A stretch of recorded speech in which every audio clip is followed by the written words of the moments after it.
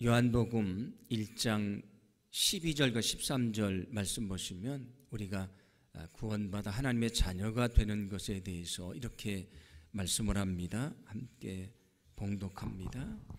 영접하는 자, 곧 그 이름을 믿는 자들에게는 하나님의 자녀가 되는 권세를 주셨으니 이는 혈통으로나 육정으로나 사람의 뜻으로 나지 아니하고 오직 하나님께로부터 난 자들이니라.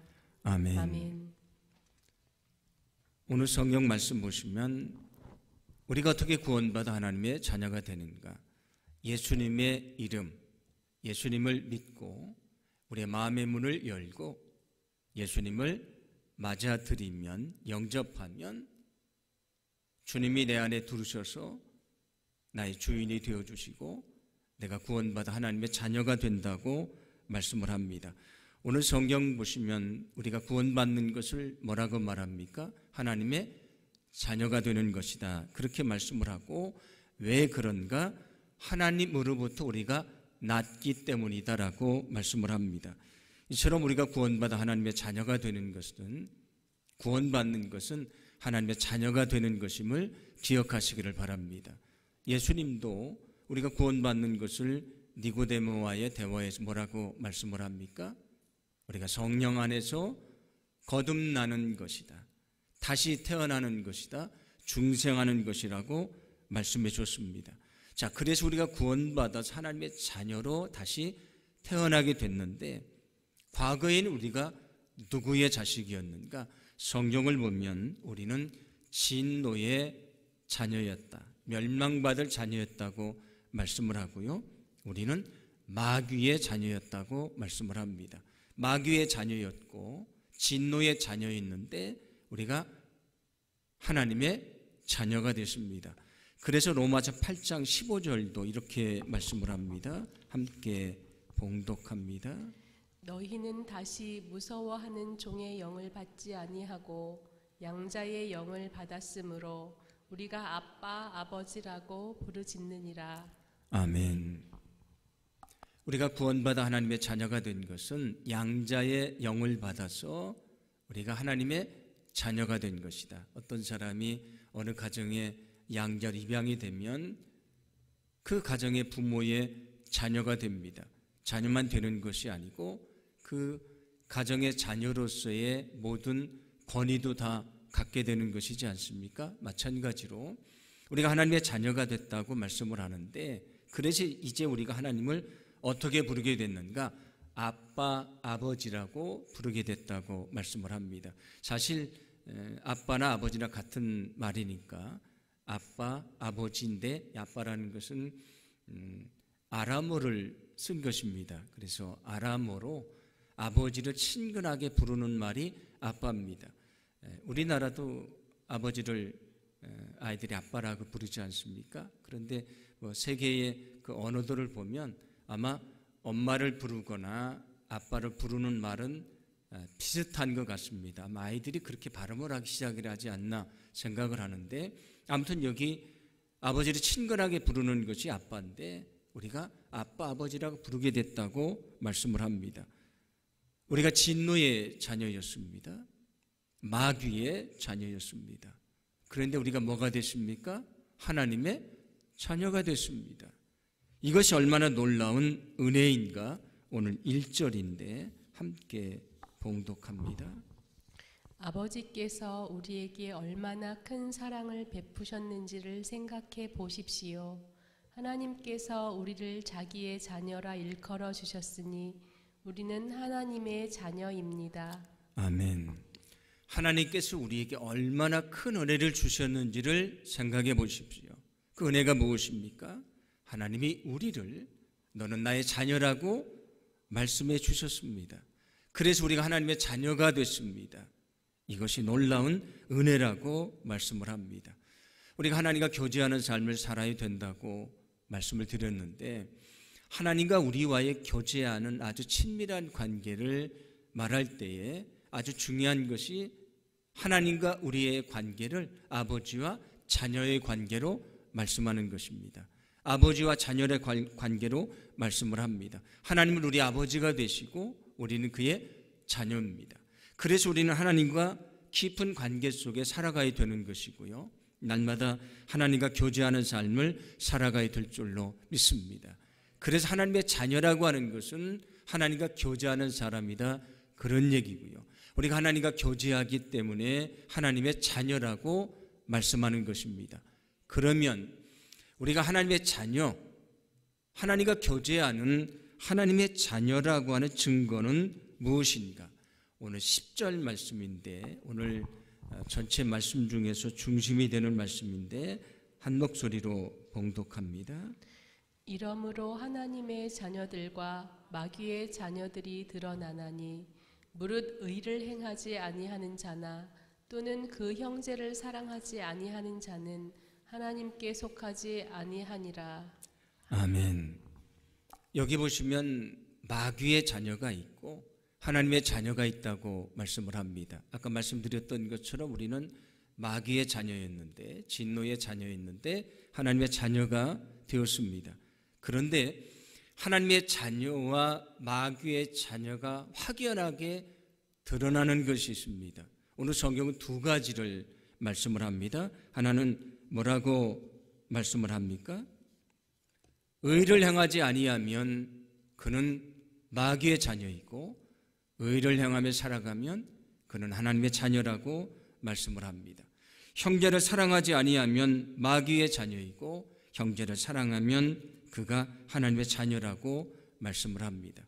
오늘 성경 두 가지로 말씀하지만 첫 번째는 뭐냐면, 우리가 하나님의 자녀라는 증거는 무엇인가? 의를 행하며 거룩하게 사는 것입니다. 여러분, 우리가 하나님의 자녀라고 하는 증거는 의를 행하며 살아가는 것임을 믿으시기를 바랍니다. 하나님의 자녀는 의를 행하며 살아가는 사람입니다. 그래서 오늘 성경 3절과 4절도 이렇게 말씀을 합니다. 함께 봉독합니다. 주를 향하여 이 소망을 가진 자마다 그의 깨끗하심과 같이 자기를 깨끗하게 하느니라. 죄를 짓는 자마다 불법을 행하나니 죄는 불법이라. 아멘. 하나님의 자녀가 된 사람의 증거가 무엇인가? 하나님이 깨끗하신 것처럼, 성경에는 또 하나님이 거룩하신 것처럼 너희는 거룩하고 깨끗하게 살아가야 된다. 그 뒤에 나오는 말씀처럼 불법을 행하거나 죄를 행해서는 안 되는 것이다. 그게 하나님의 자녀의 모습이라고 말씀해 주고 있습니다. 하나님의 자녀의 모습은 어떤 모습이라고 말씀을 합니까? 우리가 죄를 멀리하고 의를 행하며 살아가는 것입니다. 그러므로 나는 하나님과 교제하는 삶을 살고 있습니다. 난 하나님의 자녀입니다라고 말하면서, 만약에 우리가 아무렇지도 않게 죄를 행하고 있다면 그는 하나님의 자녀일 수가 없는 것이고요. 그가 정말 하나님의 자녀라고 하면 여전히 죄 가운데 살 수는 없는 것입니다. 그래서 오늘 6절은 우리에게 이렇게 말씀을 합니다. 6절을 함께 봉독합니다. 그 안에 거하는 자마다 범죄하지 아니하나니 범죄하는 자마다 그를 보지도 못하였고 그를 알지도 못하였느니라. 아멘. 우리가 하나님과 교제하며 사는 것을 여러 가지로 말씀하는데, 여기는 우리가 하나님 안에 거하는 것으로 말씀을 합니다. 우리가 정말 하나님 안에 거한다, 하나님과 교제하며 살아간다, 정말 하나님의 자녀가 됐다면 우리는 죄를 범하지 않게 될 것이다. 우리가 하나님의 자녀라고 말하면서 아무렇지도 않게 죄를 행하며 살 수 없는 것이라고 말씀을 합니다.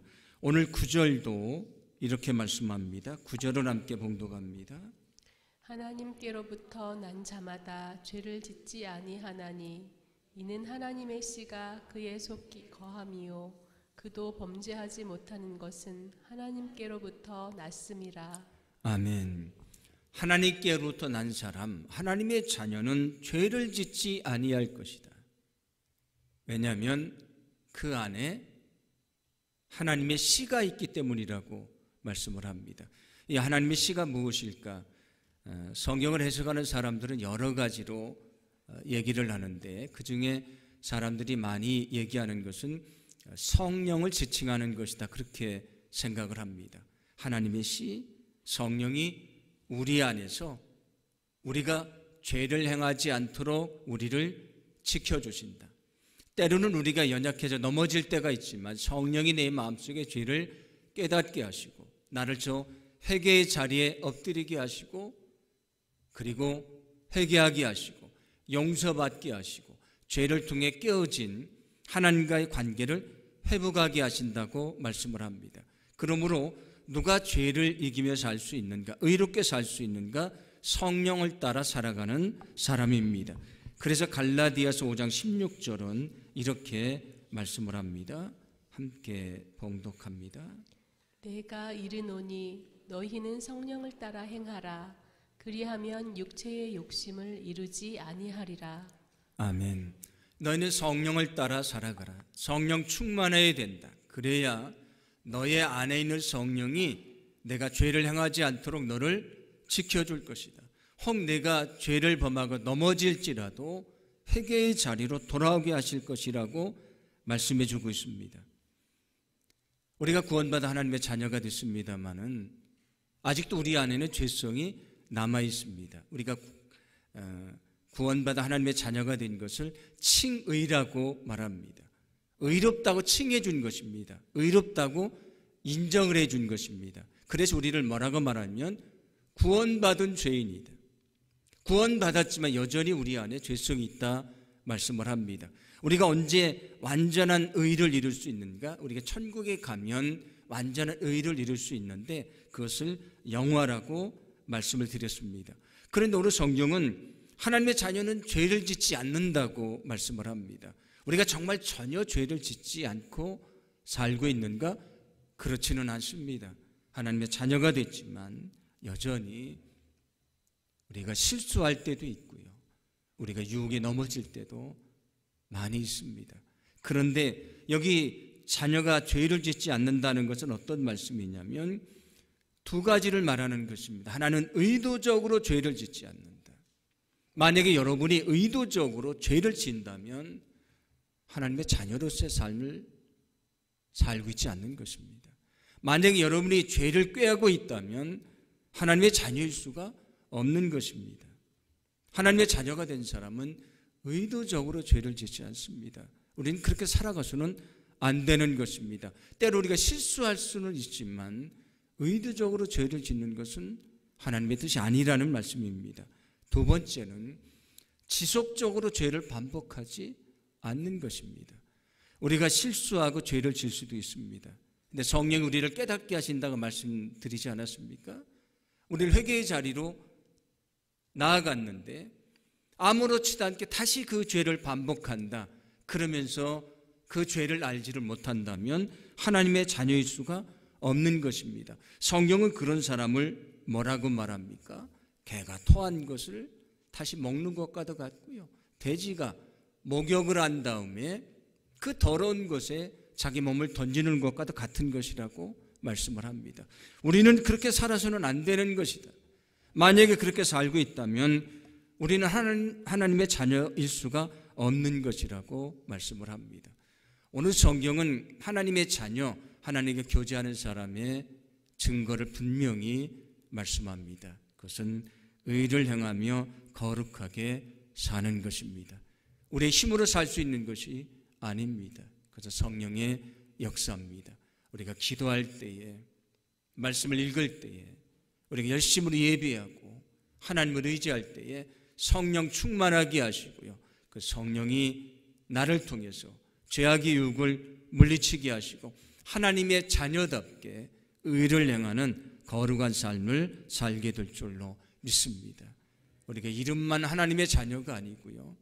우리 삶이 세상에 있는 사람들에게 하나님의 자녀로서의 삶을 보여줄 수 있는 그런 능력이 있는 삶이 되기를 간절히 소망합니다.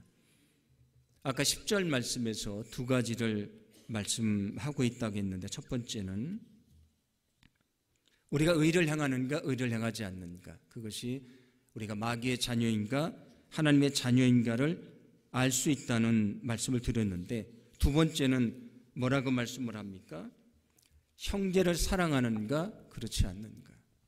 우리가 하나님의 자녀된 증거는 형제를 사랑하는 것입니다. 만약에 우리가 형제를 사랑하지 않는다면 우리는 하나님의 자녀로서의 삶을 온전히 사는 것이 아닙니다. 누가 하나님의 자녀인가? 하나님의 자녀는 이웃을 사랑하며 사는 사람인 것을 여러분 믿으시기 바랍니다.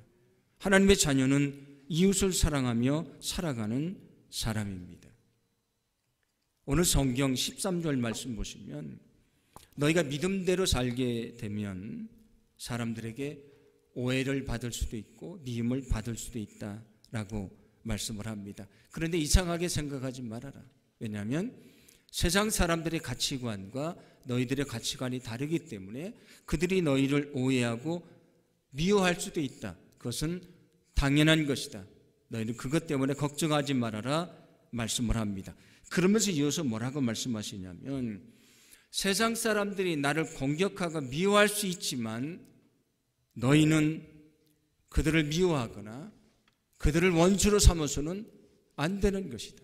세상 사람들처럼 나를 미워하는 사람을 미워하고 나를 싫어하는 사람과 원수가 돼서는 안 되는 것이다.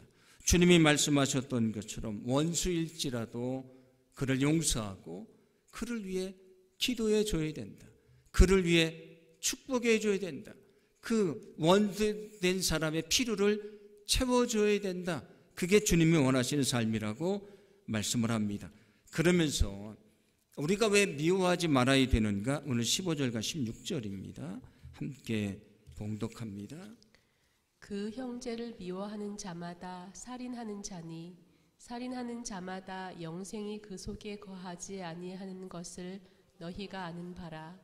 우리가 우리를 위하여 목숨을 버리셨으니 우리가 이로써 사랑을 알고 우리도 형제들을 위하여 목숨을 버리는 것이 마땅하니라. 아멘. 우리가 아무렇지도 않게 사람들을 미워하지 않습니까? 그 정도는 할 수 있는 것이죠. 내가 마음으로 미워하는 것 얼마든지 할 수 있는 것이죠. 내가 그에게 욕을 한 것도 아니고 나는 그를 때린 것도 아닙니다. 내가 그에게 칼을 내민 것도 아닙니다. 나는 그를 죽이지도 않았습니다. 그 정도는 할 수 있지 않습니까? 라고 생각할 수 있지만 성경은 그 미움도 안 된다고 말씀을 합니다. 오늘 뭐라고 말씀합니까? 형제를 미워하는 자마다 살인하는 사람이다. 사람을 죽이는 것만 살인이 아니고요. 미워하는 것도 살인이라고 말씀을 합니다. 예수님도 말씀하셨습니다.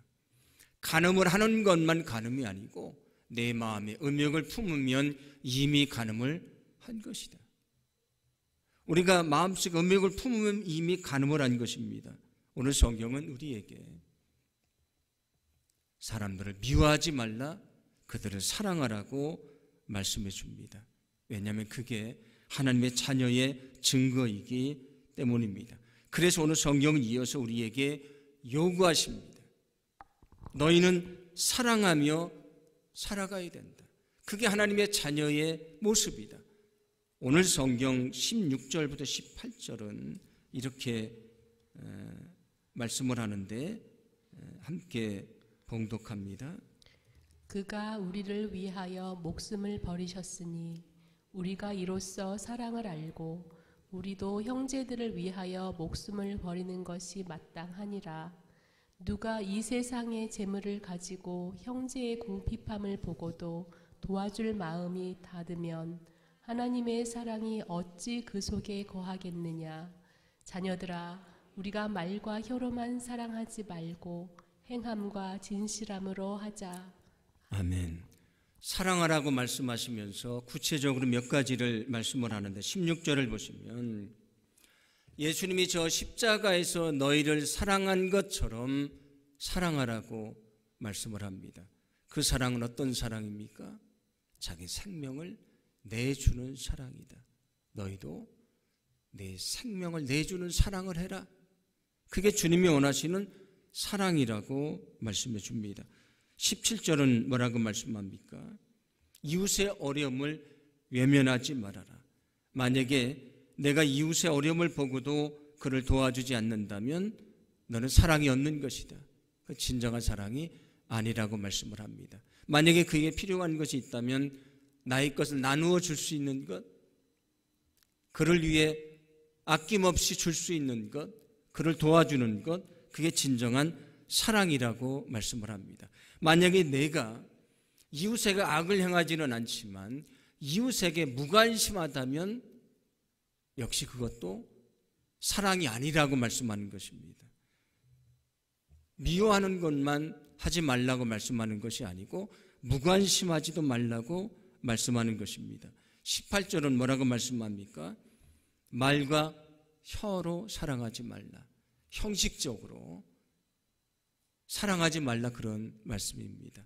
진실하게 사랑해라. 너희가 정말 사랑의 실천을 하며 믿음 안에 살아가야 된다고 말씀해 주고 있습니다. 우리가 하나님의 자녀가 됐습니다. 하나님의 자녀가 된 증거는 무엇입니까? 그것은 이웃을, 형제를 사랑하는 것입니다. 그런데 우리는 어떻습니까? 이 교회란 곳은 구원받은 하나님의 자녀들이 모여있는 공동체입니다. 그런데 하나님의 자녀들의 증거는 사랑이라고 했습니다. 그렇다면 사랑이 하나님의 자녀됨의 증거인 사람들이 모여있는 교회가 세상에서 가장 사랑이 많은 곳이 되어야 되지 않겠습니까? 어떤 분이 교회를 떠나시면서 얘기를 합니다. 저는 이 교회를 떠날 것입니다. 이유는 사랑이 없기 때문입니다. 저는 이 교회에서 사랑을 느끼지를 못했습니다. 교회가 하나님의 자녀들이 모여있는 공동체고 하나님의 자녀됨의 증거는 사랑인데 어떤 때는 세상보다 더 사랑이 없을 때도 있습니다. 우리가 세상에서 느끼는 사랑보다도 더 큰 사랑을 교회 안에서 느끼지 못할 때도 많이 있습니다. 만약에 그렇다면 우리의 사랑에 문제가 있는 것이고 교회 공동체에 문제가 있는 것입니다. 하나님은 우리에게 분명히 말씀해 줍니다. 하나님과 교제하는 삶을 살아야 된다. 그래서 하나님의 자녀로 사는 것이다. 하나님의 자녀로 사는 증거는 사랑하는 것이다. 너희의 삶을 통해 사랑의 증거가 나타나야 된다고 말씀을 합니다. 우리가 사랑을 회복해야 교회가 다시 회복되는 것이고요. 교회가 다시 회복돼야 영혼을 구원해내는 하나님의 역사를 이룰 수 있는 것입니다.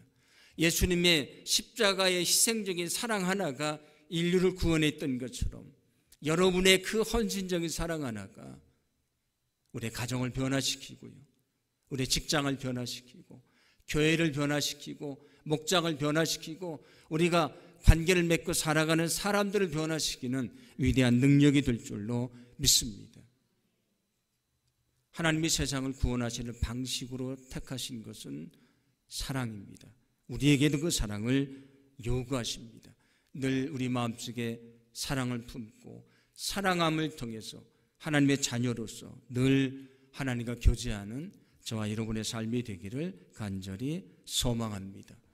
오늘 22절은 이렇게 말씀을 합니다. 함께 봉독합니다.